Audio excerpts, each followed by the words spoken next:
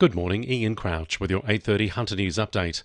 The Hunter's Westpac rescue helicopter has been called to the mid-north coast where a fisherman has fallen onto rocks. The alarm was raised just before 6 o'clock with emergency services called to Diamond Head, where the 24-year-old man had fallen 4 metres onto rocks, suffering numerous lacerations. A paramedic team has treated and stabilised his condition. The helicopter is being brought in to winch him to safety. The mother of a missing Central Coast woman believed buried in the Upper Hunter is hoping the findings of a coronial inquest being handed down today will bring answers. 23-year-old Liesl Smith disappeared from Tuggerah railway station in August 2012, but her body has never been found. 51-year-old James Church took his own life in 2022, a day before a judge was due to hand down a verdict on a murder charge he faced. Sandy Harvey has told 7 News not knowing where her daughter's remains are has been heartbreaking. I never want another family to have to go through, or another mother to have to go through what I've been through. The Premier is refusing to commit to leading the clean-up effort following the New Lambton landslip. Newcastle Council is leading the recovery effort and has repeatedly called for the Reconstruction Authority to step in. Residents are being told they have to wait for the results of a lengthy geotechnical study. Chris Min says it's Council's responsibility. I don't want to come up to Newcastle and promise something that I can't deliver. I also feel like an inquiry in relation to this is probably not the best course of action. What's required is direct action from the council. We're going to do our bit, we'll meet with the council, but there are set areas that local councils need to step up and take responsibility for. The Hunter's unemployment rate has taken a hit during August. The jobless rate rose by 1% to 5.1% in Newcastle and Lake Macquarie and 4.6% in the Valley.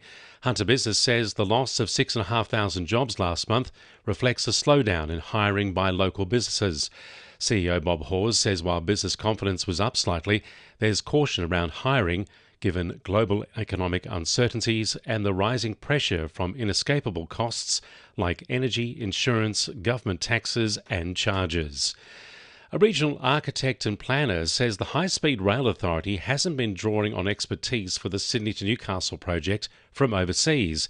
He's raising concerns about the cost and viability of putting up to 60% of the line underground. A business case is still with the federal government, with no word on if the project will proceed. Graham McDonald has worked in consultancy for decades. He says there could be an alternative to tunnelling. They're very legitimate reasons to do it again today above ground. Number one is that it gives the benefit of optimising the speed performance of the train connection. And secondly, it will make for a pleasant train ride. Novocastrians are being asked for their input to help shape the future of the city's coastline, which is under threat from erosion.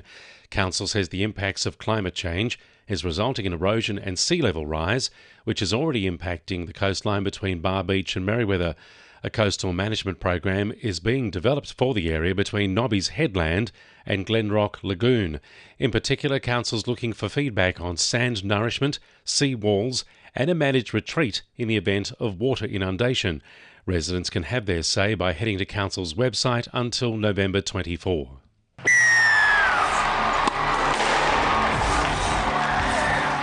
To NURFM Sport. The Knights have bowed out of the NRLW finals, going down 30 points to 6 to the Broncos in Brisbane.